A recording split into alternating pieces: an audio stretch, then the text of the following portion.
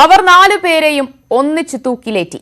ഓടുന്ന ബസ്സിൽ പെൺകുട്ടിയെ അതിക്രൂരമായി ബലാത്സംഗം ചെയ്തു കൊന്ന 4 പേരുടെയും ശിക്ഷ പുലർച്ചെ 5:30-ക്കാണ് നടപ്പാക്കിയത്. നീതിയുടെയും നിയമ സംവിധാനത്തിന്റെയും വിജയമെന്ന് കൊല്ലപ്പെട്ട പെൺകുട്ടിയുടെ അമ്മ. നീതി വൈകിയെങ്കിലും നിഷേധിക്കപ്പെട്ടില്ല. आज का दिन 20 मार्च है। आज का दिन हमारी बच्चियों के नाम, हमारी महिलाओं के नाम, क्योंकि आज का दिन निर्भया को इंसाफ मिला, पूरे देश के बच्चियों को इंसाफ मिला। मैं सभी लोगों को बहुत बहुत धन्यवाद देती हूँ। खासकर अब देर से ही सही इंसाफ मिला। मैं अपने युधिष्ठिरी को, अपने न्याय व्यवस्था को, अपने राष्ट्रपति महामहिम को, अपने सरकारों को बहुत बहुत धन्यवाद देती हूँ। इस न्याय व्यवस्था पर फिर हमारा विश्वास, हमारे देश के बच्चियों का विश्वास बना रहेगा, क्योंकि देर से ही सही इंसाफ मिला। हम सबको इंसाफ मिला, आगे भी हमारे देश को इंसाफ मिलेगा। बस ये है कि हमें धैर्य बना के लड़ाई लड़नी है। നീതിക്കായി നടത്തിയ പോരാട്ടം വിജയിച്ചുവെന്ന് നിർഭയയുടെ അച്ഛൻ. ശിക്ഷ എല്ലാവർക്കും ഒരു പാഠമാകണം. മക്കൾക്കായുള്ള പോരാട്ടം രക്ഷിതാക്കൾ അവസാനിപ്പിക്കരുതെന്നും നിർഭയയുടെ അച്ഛൻ പറഞ്ഞു. जब घटना हुई तो हम लोगों ने आंख नहीं बंद करी, आंख खोलकर हमने चला सड़क पे और न्याय के लिए दर दर दौड़ना पड़ा, भटकना पड़ा, लेकिन भटके और न्याय पाए। तो हमारा एक पिता का दायित्व क्या है वो हमें समझने की जरूरत है। तो उन पिताओं से हमारी ये अपील है कि बेटा बेटी में फर्क मत रखो, अपने दायित्व को समझो। പുലർച്ചെ വരെ നീണ്ട നിയമ പോരാട്ടത്തിനൊടുവിലാണ് വധശിക്ഷ നടപ്പായത്. പ്രതികളിൽ 2 പേരായ പവൻ ഗുപ്തയും അക്ഷയ് ഠാക്കൂറും അവസാനവട്ട ശ്രമവുമായി അർദ്ധരാത്രി സുപ്രീം കോടതിയെ സമീപിച്ചു. പുലർച്ചെ 3:30-ക്ക് കോടതി ഹർജികൾ തള്ളി. 5 മണിക്ക് തന്നെ 4 പേരെയും കഴുമരത്തിലേക്ക് കൊണ്ടുപോയി. പവൻ ജല്ലാദ് നാരാച്ചാറാണ് ശിക്ഷ നടപ്പാക്കിയത്. 100 കണക്കിന് ആളുകൾ തിഹാർ ജയിലിന് മുന്നിൽ തടിച്ചുകൂടിയിരുന്നു.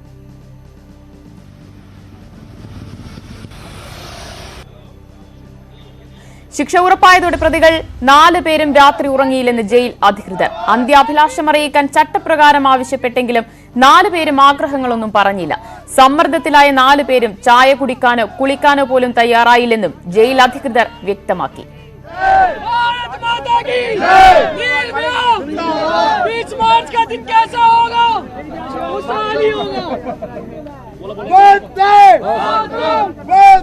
വിശദാംശങ്ങളുമായി ഡൽഹിയിൽ നിന്ന് KP അഭിലാഷും ER രാകേഷും ചേരുകയാണ്. ആദ്യം അഭിലാഷിലേക്ക്. അഭിലാഷ്, അങ്ങനെ 7 വർഷം നീണ്ട നിയമ പോരാട്ടത്തിനൊടുവിൽ രാജ്യം കാത്തിരുന്ന ആ വിധി നടപ്പായിരിക്കുകയാണ്. ആ 4 പേരെയും തൂക്കിലേറ്റിയിരിക്കുന്നു.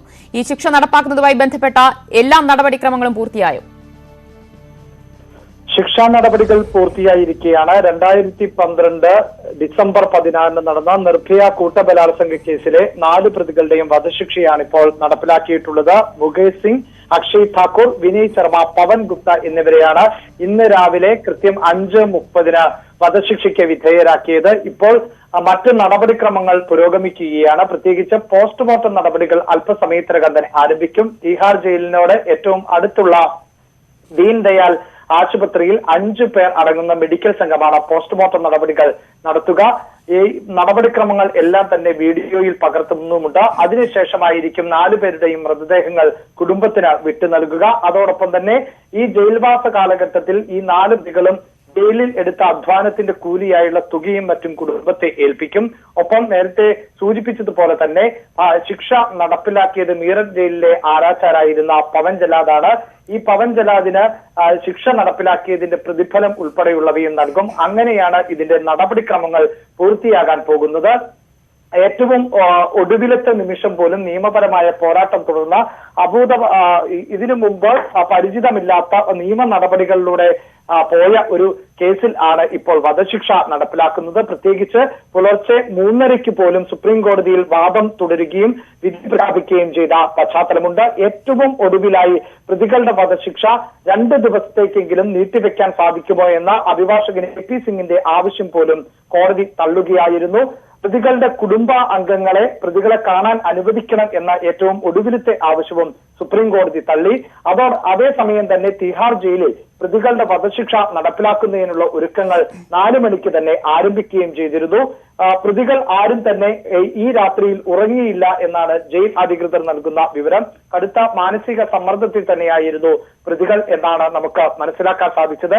4 മണിക്കാണ് പക്ഷേ ചട്ടപ്രകാരമുള്ള നടപടിക്രമങ്ങൾ. പ്രതികളെ വിളിച്ചു ഉണർത്തുക, അതോടൊപ്പം തന്നെ ഭക്ഷണം കഴിക്കണമെങ്കിൽ അതിനുള്ള അവസരം, പ്രാർത്ഥിക്കണമെങ്കിലുള്ള അവസരം ഉൾപ്പെടെയുള്ള നടപടിക്രമങ്ങൾ ആരംഭിച്ചത്. 5:30 നടപടിക്രമങ്ങൾ പൂർത്തിയാക്കി 4 പ്രതികളുടെയും വധശിക്ഷ നടപ്പിലാക്കി. 6 മണിക്ക് 4 പ്രതികളുടെയും മരണം ഡോക്ടർ ഔദ്യോഗികമായി സ്ഥിരീകരിച്ചു. ഇക്കാര്യം രാകേഷ് കൂടി ചേരുകയാണ്. രാകേഷ്, 2012 സംഭവം 7 വർഷത്തിന് മുൻപ് തുടങ്ങിയ നിയമ പോരാട്ടം ഇന്ന് പുലർച്ചെ വരെ നീളുന്ന കാഴ്ച. രാജ്യത്തിന്റെ ചരിത്രത്തിൽ തന്നെ വലിയ പ്രതിഷേധങ്ങൾക്ക് വഴിവെച്ച ഒരു സംഭവം കൂടിയായിരുന്നു നിർഭയ. ഈ നിയമ പോരാട്ടങ്ങളെ ഈ ഒരു നിമിഷം നമുക്ക് എങ്ങനെയാണ് ഓർത്തെടുക്കാൻ കഴിയുന്നത്?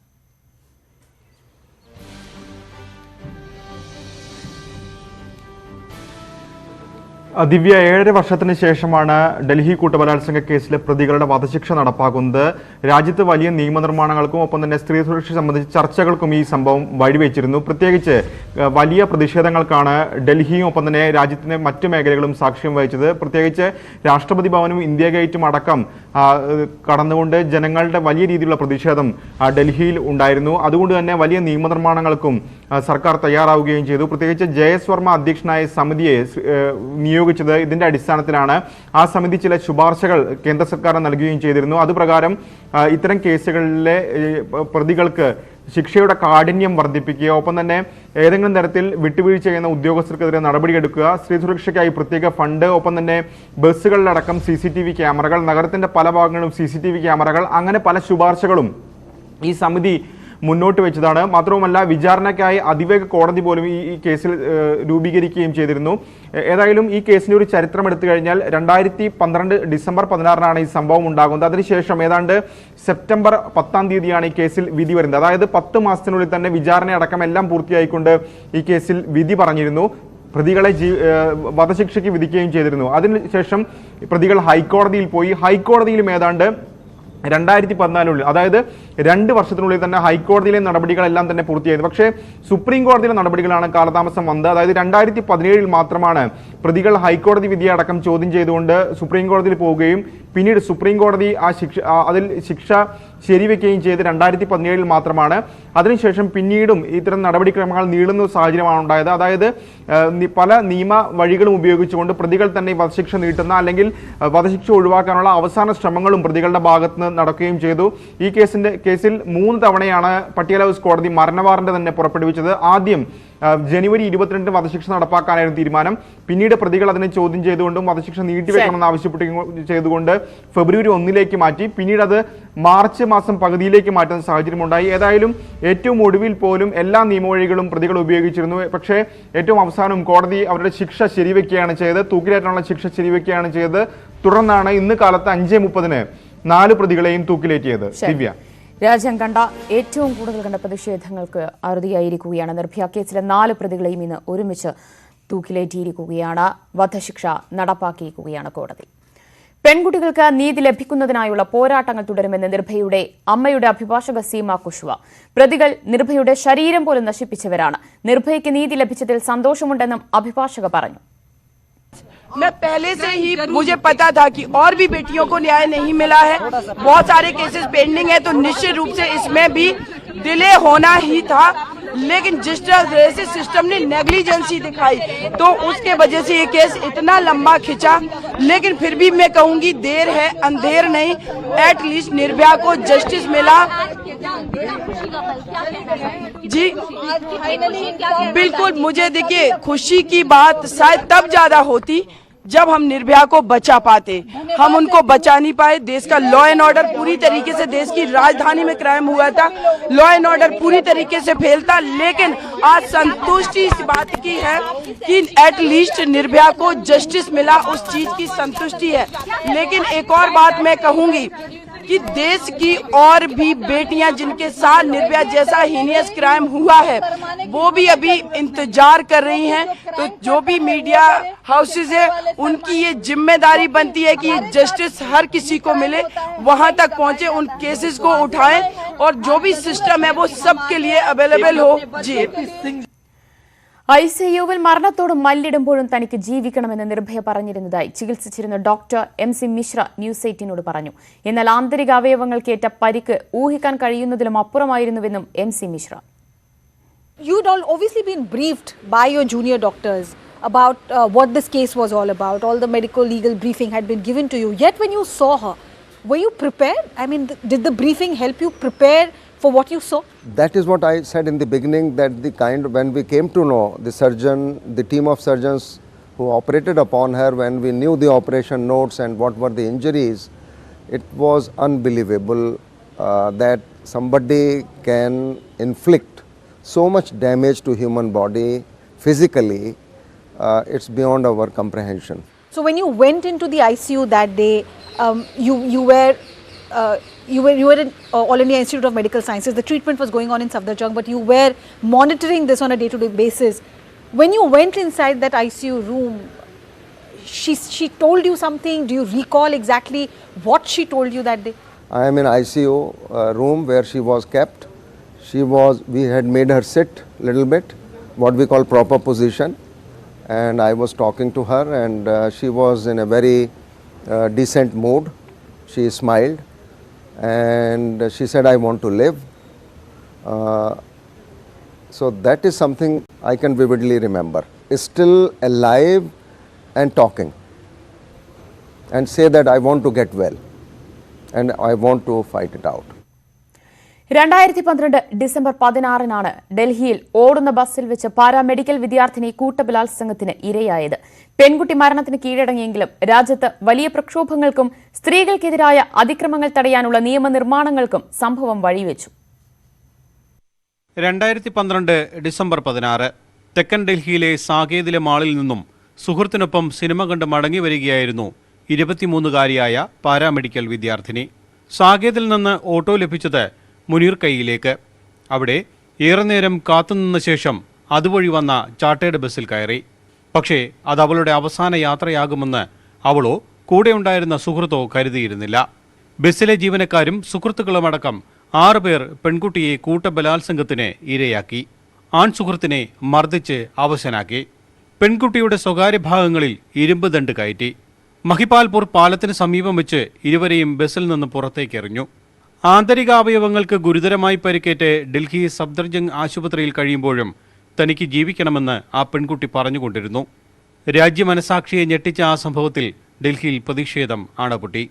ഇന്ത്യ ഗേറ്റും രാഷ്ട്രപതി ഭവനും വളഞ്ഞ് ഇതുവരെ കാണാത്ത പ്രതിഷേധത്തിനും രാജ്യതലസ്ഥാനം സാക്ഷ്യം വഹിച്ചു. പ്രതികളായ 6 പേരെയും പോലീസ് അറസ്റ്റ് ചെയ്തു.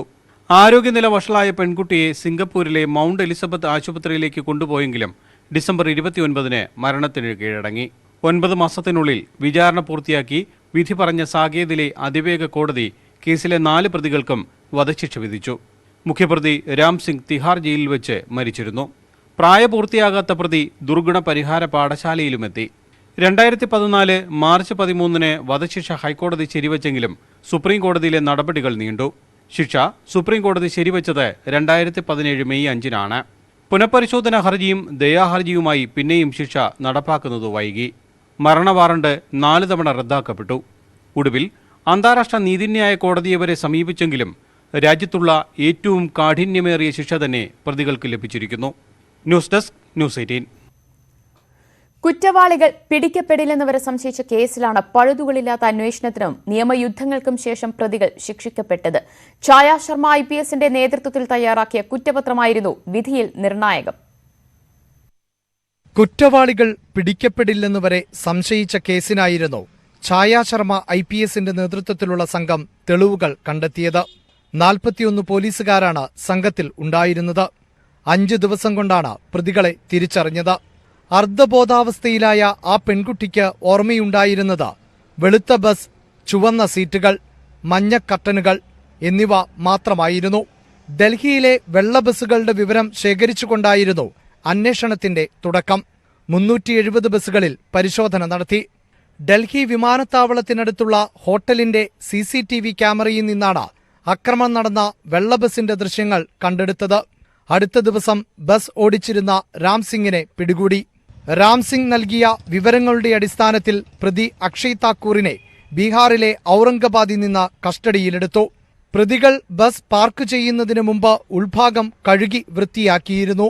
എന്നാൽ വെള്ളമോ ചൂലോ എത്താത്ത ഇടങ്ങളിൽ നിന്ന് ശേഖരിച്ച രക്തത്തുള്ളികളിൽ DNA ടെസ്റ്റ് നടത്തിയാണ് കേസിന് തെളിവുണ്ടാക്കിയത്. പ്രായപൂർത്തിയാകാത്തതിന്റെ ആനുകൂല്യത്തിൽ ഒരു പ്രതി മാത്രമാണ് വധശിക്ഷയിൽ നിന്ന് ഒഴിവായത്. അറസ്റ്റിലായ ശേഷം ഒരിക്കൽ പോലും പ്രതികൾക്ക് ജാമ്യത്തിലിറങ്ങാൻ പോലും കഴിഞ്ഞതുമില്ല. ന്യൂസ് 18 ഡൽഹി. ഡൽഹി കൂട്ടബലാത്സംഗ കേസിലെ പ്രതികളെ കൂടാതെ മറ്റ് 4 പേരുടെ വധശിക്ഷയാണ് 21ാം നൂറ്റാണ്ടിൽ രാജ്യത്ത് നടപ്പാക്കിയത്. 1993 മുംബൈ സ്ഫോടന കേസ് പ്രതി യാക്കൂബ് മേമനെയാണ് ഏറ്റവും അവസാനമായി തൂക്കിലേറ്റിയത്. യാക്കൂബ് മേമന്റെ ഹർജി പരിഗണിക്കാൻ പുലർച്ചെ കോടതി സമ്മേളിച്ചത് ഇന്ത്യൻ നീതിന്യായ സംവിധാനത്തിലെ അപൂർവം സംഭവങ്ങളിലൊന്നായിരുന്നു. 1993 മാർച്ച് 12-നായിരുന്നു 257 പേർ കൊല്ലപ്പെട്ട മുംബൈ സ്ഫോടന പരമ്പര. ബാബറി മസ്ജിദ് തകർത്തതിനു ശേഷം മുംബൈയിലിറങ്ങിയേറിയ കലാപത്തിനുള്ള പ്രതികാരമായിരുന്നു മുംബൈ നഗരത്തിന്റെ 13 ഭാഗങ്ങളിലായി നടന്ന സ്ഫോടനം. ചാർട്ടേഡ് അക്കൗണ്ടന്റായ യാക്കൂബ് മേമൻ, സഹോദരനും മുഖ്യപ്രതിയുമായ ഇബ്രാഹിം മുഷ്താഖ് ടൈഗർ മേമനൊപ്പം സ്ഫോടനം ആസൂത്രണം ചെയ്തുവെന്നാണ് കേസ്. രണ്ടാം ദയാഹർജിയും രാഷ്ട്രപതി തള്ളിയതോടെ 2015 ജൂലൈ 29-ന് രാത്രി 10:00-ഓടെ സുപ്രീം കോടതിയിൽ ഹർജി സമർപ്പിക്കപ്പെടുകയായിരുന്നു. 30-ന് പുലർച്ചെ 2:15-ന് ചീഫ് ജസ്റ്റിസായിരുന്ന ദീപക് മിശ്രയുടെ അധ്യക്ഷതയിൽ കോടതി ഹർജി പരിഗണിക്കുകയും 4:55-ഓടെ ഹർജി തള്ളുകയും ചെയ്തു. 6:43-ന് നാഗ്പൂർ സെൻട്രൽ ജയിലിൽ വെച്ച് മേമന്റെ വധശിക്ഷ നടപ്പാക്കി. 2013 ഫെബ്രുവരി 9-നായിരുന്നു പാർലമെന്റ് ആക്രമണ കേസിലെ പ്രതി അഫ്സൽ ഗുരുവിനെ തൂക്കിലേറ്റിയത്. അതീവ രഹസ്യമായാണ് ശിക്ഷ നടപ്പാക്കിയത്. തൂക്കിലേറ്റുന്ന വിവരം വിശദീകരിച്ച് ജയിൽ അധികൃതർ കുടുംബത്തിന് കത്തയച്ചിരുന്നെങ്കിലും ശിക്ഷ നടപ്പാക്കിയതിനു ശേഷമാണ് സ്പീഡ് പോസ്റ്റ് ലഭിച്ചത്. കശ്മീരിൽ ക്രമസമാധാന പ്രശ്നമുണ്ടാകുമെന്ന കാരണം പറഞ്ഞ് മൃതദേഹം ജയിലിൽ തന്നെ സംസ്കരിച്ചു. അഫ്സൽ ഗുരുവിന്റെ ശിക്ഷ നടപ്പാക്കുന്ന 2.5 മാസം മുൻപാണ് രാജ്യത്ത് നടക്കിയ മുംബൈ ഭീകരാക്രമണ കേസിലെ പ്രതി അജ്മൽ കസബിനെ തൂക്കിലേറ്റിയത്. 2012 നവംബറിൽ നടന്ന ഭീകരാക്രമണത്തിൽ 166 ജീവനുകളാണ് പൊലിഞ്ഞത്. ആക്രമണം നടത്തിയ ഭീകരസംഘത്തിൽ ജീവനോടെ പിടികൂടിയത് CST റെയിൽവേ സ്റ്റേഷനിൽ 4 പാടും നിറയൊഴിച്ച് നടന്നിരുന്ന കസബിനെ മാത്രമായിരുന്നു. 2012 നവംബർ 21-ന് പൂനെയിലെ യർവാഡ സെൻട്രൽ ജയിലിൽ വെച്ച് കസബിനെ തൂക്കിക്കൊന്നു. പാക് സർക്കാരോ കുടുംബാംഗങ്ങളോ മൃതദേഹം ആവശ്യപ്പെടാതിരുന്നതിനാൽ ജയിൽ വളപ്പിൽ തന്നെ മറവ് ചെയ്തു. യാക്കൂബ് മേമന്റെയും അഫ്സൽ ഗുരുവിന്റെയും അജ്മൽ കസബിന്റെയും ഭീകരാക്രമണ കേസാണെങ്കിൽ ധനഞ്ജയ് ചാറ്റർജിയെ തൂക്കിലേറ്റിയത് ബലാത്സംഗ കേസിലായിരുന്നു. അപ്പാർട്ട്മെന്റിലെ സുരക്ഷാ ജീവനക്കാരനായിരുന്ന ധനഞ്ജയ് അതേ അപ്പാർട്ട്മെന്റിൽ കഴിഞ്ഞിരുന്ന 14-കാരിയെ ബലാത്സംഗം ചെയ്ത ശേഷം കൊലപ്പെടുത്തുകയായിരുന്നു. 2004 ഓഗസ്റ്റ് 14-ന് പശ്ചിമ ബംഗാളിലെ ആലിപ്പൂർ സെൻട്രൽ ജയിലിൽ വെച്ച് ധനഞ്ജയ് ചാറ്റർജിയെ തൂക്കിലേറ്റി. News desk news 18. വധശിക്ഷ കാത്ത് കേരളത്തിലെ ജയിലുകളിലുള്ളത് 16 തടവുകാർ. പെരുമ്പാവൂരിൽ നിയമ വിദ്യാർത്ഥിനിയെ കൊലപ്പെടുത്തിയ കേസിലെ പ്രതി അമരുൽ ഇസ്ലാം ഉൾപ്പെടെയുള്ള പ്രതികളാണ് വധശിക്ഷ വിധിക്കപ്പെട്ട് കഴിയുന്നത്. സെഷൻസ് കോടതി വിധിക്കെതിരായ പലരുടെയും അപ്പീലിൽ ഹൈക്കോടതി തീരുമാനമെടുത്തിട്ടില്ല. 15 പേരെ കൊന്ന റിപ്പർ ചന്ദ്രനെയാണ് 29 വർഷം മുൻപ് സംസ്ഥാനത്ത് ഒടുവിൽ തൂക്കിലേറ്റിയത്. വിയൂർ അതീവ സുരക്ഷാ ജയിലിൽ 12 പേരും വിയൂർ സെൻട്രൽ ജയിലിൽ 4 പേരും ഉൾപ്പെടെ 16 പേരാണ് കേരളത്തിൽ വധശിക്ഷ കാത്തു കഴിയുന്നത്. സെഷൻസ് കോടതികളാണ് ഇവർക്ക് വധശിക്ഷ വിധിച്ചത്. ഇതിനെതിരെ മുഴുവൻ കുറ്റവാളികളും ഹൈക്കോടതിയെ സമീപിച്ചിട്ടുണ്ട്. ഹൈക്കോടതി വിധി എതിരായാൽ സുപ്രീം കോടതിയിൽ ഹർജിയും തുടർന്ന് റിവ്യൂ ഹർജിയും നൽകാം. അവിടെയും വിധി എതിരായാൽ രാഷ്ട്രപതിക്ക് നൽകുന്ന ദയാഹർജിയും തള്ളുന്നതോടെ വധശിക്ഷ നടപ്പിലാക്കും. എറണാകുളത്ത് നിയമവിദ്യാർത്ഥിയെ കൊലപ്പെടുത്തിയ അമീറുൽ ഇസ്ലാം, ആറ്റിങ്ങൽ ഇരട്ടക്കൊലക്കേസിലെ പ്രതി നിനോ മാത്യു, കുപ്രസിദ്ധ ഗുണ്ട അമ്മയ്ക്കൊരു മകൻ സോജു എന്നിവരും ഇക്കൂട്ടത്തിൽപ്പെടും. തിരുവനന്തപുരം, കണ്ണൂർ സെൻട്രൽ ജയിലുകളിലാണ് വധശിക്ഷ നടപ്പാക്കാനുള്ള സൗകര്യമുള്ളത്. ആലുവ കൂട്ടക്കൊലക്കേസിലെ പ്രതി MA ആന്റണിയുടെ വധശിക്ഷ 2018 ഡിസംബറിൽ സുപ്രീം കോടതി ജീവപര്യന്തമായി കുറച്ചിരുന്നു. ട്രെയിനിൽ യാത്ര ചെയ്തിരുന്ന പെൺകുട്ടിയെ അതിക്രൂരമായി കൊന്ന കേസിലെ പ്രതി ഗോവിന്ദസ്വാമിക്ക് തൃശൂർ അതിവേഗ കോടതി വിധിച്ച വധശിക്ഷ ഹൈക്കോടതി ശരിവച്ചിരുന്നുവെങ്കിലും 2016 സെപ്റ്റംബറിൽ സുപ്രീം കോടതി അത് ജീവപര്യന്തമാക്കി കുറച്ചു. 29 വർഷം മുൻപ് റിപ്പർ ചന്ദ്രനെയാണ് അവസാനമായി കേരളത്തിൽ തൂക്കിലേറ്റിയത്. 1991 ജൂലൈ 6-ന് കണ്ണൂർ സെൻട്രൽ ജയിലിലായിരുന്നു 15 പേരെ കൊലപ്പെടുത്തിയ ചന്ദ്രന്റെ വധശിക്ഷ നടപ്പിലാക്കിയത്. ന്യൂസ് 18 തിരുവനന്തപുരം. ഇടവേള. സ്വയം നിയന്ത്രിച്ച് കേരളം.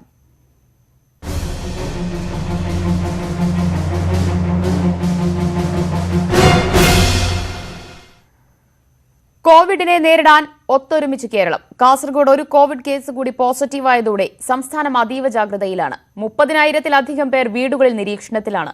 പ്രതിസന്ധി മറികടക്കാൻ സർക്കാർ പ്രഖ്യാപിച്ച 20,000 കോടിയുടെ സാമ്പത്തിക പാക്കേജിന്റെ ആദ്യഘട്ട നടപടികൾ ഇന്നുണ്ടായേക്കും. വിശദാംശങ്ങളുമായി തിരുവനന്തപുരത്ത് നിന്ന് SS ശരൺ.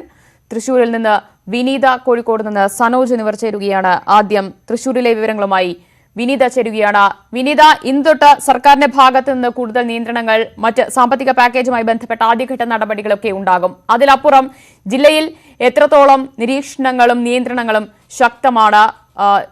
കൂടുതൽ പേരെ നിരീക്ഷണ ലിസ്റ്റിൽ ഉൾപ്പെടുത്തിയിട്ടുണ്ടോ നിലവിൽ?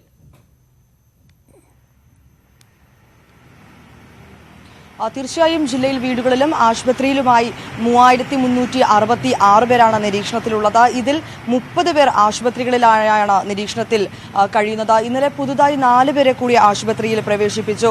അതേസമയം 7 പേരെ നിരീക്ഷണത്തിലുണ്ടായിരുന്ന 7 പേരെ ഡിസ്ചാർജ് ചെയ്യുന്ന ഒരു സാഹചര്യവും കൂടി ജില്ലയിലുണ്ടായി. ഏതാണ്ട് 316 സാമ്പിളുകളാണ് ഇതുവരെ പരിശോധനയ്ക്ക് അയച്ചതിൽ ലഭിച്ചിട്ടുണ്ടായിരുന്നത്. 356 സാമ്പിളുകളാണ് പരിശോധനയ്ക്ക് അയച്ചത്. ഇതിൽ 316 സാമ്പിളുകളും ലഭിച്ചു. ഇതെല്ലാം തന്നെ നെഗറ്റീവാണ് ഫലം വന്നിട്ടുള്ളത്. ഇതൊക്കെ തന്നെ വലിയ രീതിയിലൊരു ആശ്വാസകരമേകുന്ന ഒരു സംഭവം തന്നെയാണ്. അതേസമയം കൃത്യമായിട്ടുള്ള ജാഗ്രതയും നിർദ്ദേശങ്ങളും ഒക്കെ തന്നെ ജില്ലയിൽ ഉടനീളം ജില്ലാ കളക്ടറുടെയും മറ്റ് ജില്ലാ ഭരണകൂടത്തിന്റെയും ഒക്കെ നേതൃത്വത്തിൽ മുന്നോട്ട് വയ്ക്കുന്നുമുണ്ട്.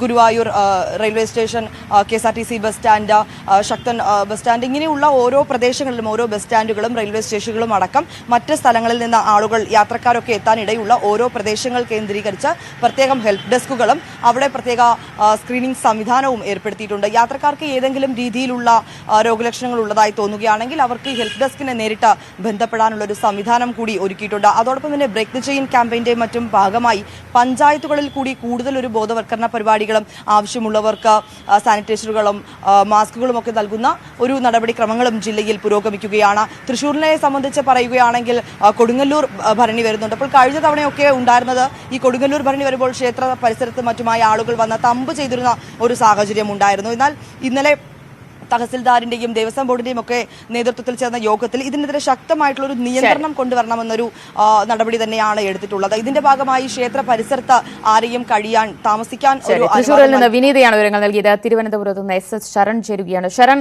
കാസർഗോഡ് ഒരു കോവിഡ് കേസ് കൂടി റിപ്പോർട്ട് ചെയ്തിരിക്കുന്നു. സംസ്ഥാനം അതീവ ജാഗ്രതയിലാണ്. സർക്കാർ തലത്തിൽ നടപടികൾ, മറ്റ് നിയന്ത്രണങ്ങളും നിരീക്ഷണങ്ങളും ഒക്കെ എത്രത്തോളം ശക്തമാക്കിയിട്ടുണ്ട്?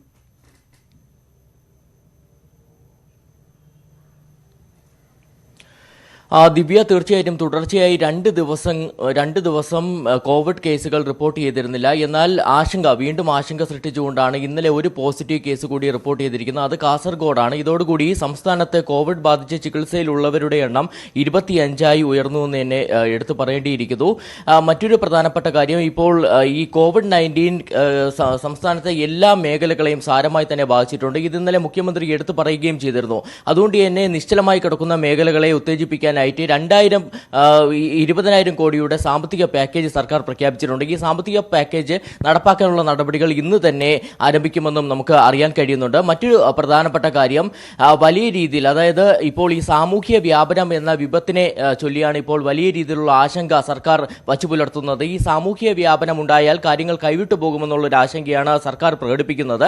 ഇതിനെ തടയാനുള്ള നടപടികളും സർക്കാർ ഊർജിതമാക്കിയിട്ടുണ്ട്. പ്രത്യേകിച്ച് ഇന്നലെ ഈ തദ്ദേശ സ്ഥാപനങ്ങളുടെ പ്രതിനിധികളുമായി മുഖ്യമന്ത്രിയും പ്രതിപക്ഷ നേതാവും കൂടിക്കാഴ്ച വീഡിയോ കോൺഫറൻസിലൂടെ ചർച്ചകളടക്കം സംഘടിപ്പിക്കുകയും ചെയ്തിരുന്നു. ഏതായാലും ഇത്തരത്തിലുള്ള നടപടികളുമായി സർക്കാർ മുന്നോട്ട് പോവുകയാണ്. ഇനി ജില്ലയിലേക്ക് വരികയാണെന്നുണ്ടെങ്കിൽ ജില്ലയെ സംബന്ധിച്ച് വളരെ ആശ്വാസകരമായ 2 കാര്യങ്ങളാണ് ഇന്നലെ പുറത്തു വന്നിരുന്നത്. ഒന്ന് ഇറ്റാലിയൻ പൗരനുമായി ബന്ധപ്പെട്ടുള്ളതാണ്.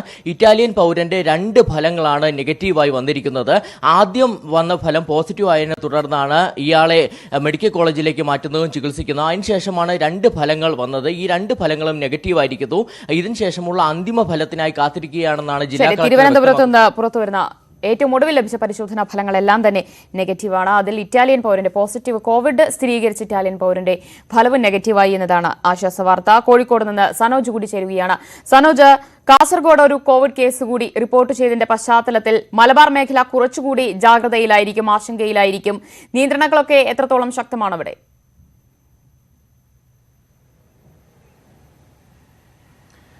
തീർച്ചയായിട്ടും ദിവ്യ, അത്തരത്തിലുള്ള ശക്തമായ നിയന്ത്രണത്തിൽ തന്നെയാണ് മലബാർ മേഖല കടന്നു പോകുന്നത്. സംസ്ഥാനത്ത് ഏറ്റവും അധികം ആളുകൾ നിരീക്ഷണത്തിൽ കഴിയുന്ന ജില്ലയാണ് കോഴിക്കോട്. മലബാറിലെ പ്രധാനപ്പെട്ട ജില്ല എന്ന നിലയിൽ കോഴിക്കോടാണ്. 5668 പേരാണ് ആശുപത്രികളിലും വീടുകളിലുമായി നിരീക്ഷണത്തിൽ കഴിയുന്നത്. ഇതിൽ ആകെ 10 പേരാണ് ഐസൊലേഷൻ വാർഡുകളിൽ കഴിയുന്നത്. കോഴിക്കോട് മെഡിക്കൽ കോളേജിൽ 3 പേരും കോഴിക്കോട് ബീച്ച് ആശുപത്രിയിൽ 7 പേരുമാണ് കഴിയുന്നത്. ഇതിനിടയിൽ ആശ്വാസകരമായ ചില വാർത്തകൾ കൂടി പുറത്തു വരുന്നുണ്ട്. ഇന്നലെ ചികിത്സയിൽ കഴിഞ്ഞിരുന്ന 6 പേരെ ഡിസ്ചാർജ് ചെയ്തു എന്നുള്ളതാണ് ആശ്വാസകരമായ വാർത്ത. 10 പേരുടെ സ്രവ സാമ്പിളുകൾ ഇന്നലെ പരിശോധനയ്ക്കായി അയച്ചിട്ടുണ്ട്. ആകെ 126 പേരുടെ സ്രവ സാമ്പിളുകൾ പരിശോധനയ്ക്ക് അയച്ചതിൽ 114 പേരുടെ പരിശോധനാ ഫലവും പുറത്തു വന്നു. ഇതിൽ എല്ലാവരുടെയും ഫലം നെഗറ്റീവാണ് എന്നതും ആശ്വാസകരമായ വാർത്തയാണ്. അതുപോലെ തന്നെ ജില്ലയിലെ പള്ളികൾ ജുമാ നമസ്കാരവുമായി ബന്ധപ്പെട്ടുകൊണ്ട് അടച്ചിടുവാൻ വേണ്ടി തീരുമാനിച്ചിട്ടുണ്ട്. പല പള്ളികളും അടച്ചിട്ട് കഴിഞ്ഞു. മറ്റ് നമസ്കാര നടപടികളൊക്കെ തന്നെ മാറ്റിവെച്ചിരിക്കുകയാണ്. തുറന്ന് പ്രവർത്തിക്കുന്ന പള്ളികളിലേക്ക് രോഗികളായ ആരും തന്നെ വരേണ്ടതില്ല എന്ന ഒരു കർശന നിർദ്ദേശവും നൽകിയിട്ടുണ്ട്. കാസർഗോഡ് ജില്ലയിൽ ദിവ്യ പറഞ്ഞതുപോലെ തന്നെ ഒരു കേസാണ് റിപ്പോർട്ട് ചെയ്യപ്പെട്ടത്. അദ്ദേഹം കരിപ്പൂർ എയർപോർട്ട് വഴിയാണ് കാസർഗോഡേക്ക് പോയത് എന്ന ഒരു കണ്ടെത്തൽ നടത്തിയിട്ടുണ്ട്. ഇതിന്റെ അടിസ്ഥാനത്തിൽ അദ്ദേഹത്തിന്റെ റൂട്ട് മാപ്പ് തയ്യാറാക്കുന്ന നടപടിക്രമങ്ങളൊക്കെ തന്നെ പൂർത്തിയായിട്ടുണ്ട്. ഒപ്പം അദ്ദേഹത്തോടൊപ്പം യാത്ര ചെയ്ത ആളുകളെയും കണ്ടെത്തേണ്ട സാഹചര്യം നിലനിൽക്കുന്നുണ്ട്. ഒപ്പം തന്നെ മാഹി സ്വദേശിയായ ഒരാൾക്ക് COVID-19 റിപ്പോർട്ട് ചെയ്തതിന്റെ പശ്ചാത്തലത്തിൽ അവർ കോഴിക്കോട് ബീച്ച് ആശുപത്രിയിൽ നിന്നും ഇറങ്ങിപ്പോകുന്ന ഒരു സാഹചര്യം ഉണ്ടായിരുന്നു. അവരും ഇപ്പോൾ മാഹിയിൽ ഐസൊലേഷൻ വാർഡിൽ കോവിഡ് സാമൂഹ്യ വ്യാപനം തടയാൻ കേരളം ജാഗ്രതയോടുകൂടിയിരിക്കുകയാണ്. നിലവിൽ 30,000-ലധികം പേരാണ് വീടുകളിൽ നിരീക്ഷണത്തിലുള്ളത്. കാസർഗോഡ് ഏറ്റവും ഒടുവിലായി ഒരു കോവിഡ് കേസ് കൂടിയാണ് സ്ഥിരീകരിച്ചിട്ടുള്ളത്. വിശദാംശങ്ങളാണ് ഞങ്ങളുടെ പ്രതിനിധികൾ നൽകിയത്. നാട്ടിൽ നിന്ന് പൂർണ്ണമാകുന്നു. നമസ്കാരം.